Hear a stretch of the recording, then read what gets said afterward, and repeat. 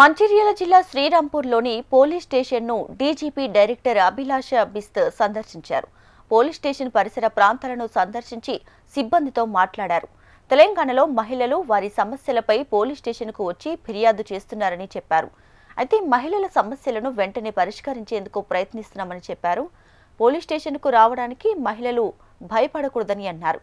Police యంత్రాంగం బాగా పనిచేస్తుందన్నారు.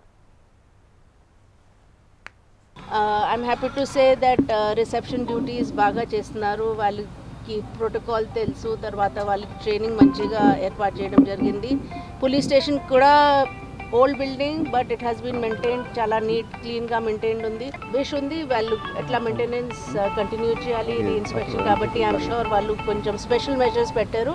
But all the round the year వాళ్ళు ఎంత బాగా క్లీన్గా మెయింటైన్ చేస్తే మన క్లీన్లీనెస్లో పెటిషనర్స్కి కూడా ఒక మంచి వాతావరణం దొరికితే వాళ్ళు ఈజీగా వాళ్ళ ప్రాబ్లమ్స్ చెప్తారు. So all the best to the police station. Women చాలా 33% వరకు వస్తున్నారు నా పోలీస్ ఫోర్స్లో. సో అన్నీ పని చేయాలి మన విమెన్ ఆఫీసర్స్. అది ఉద్దేశంతో ఇప్పుడు ఏం డ్యూటీస్ ఉంది అది చూడడానికి వచ్చాను.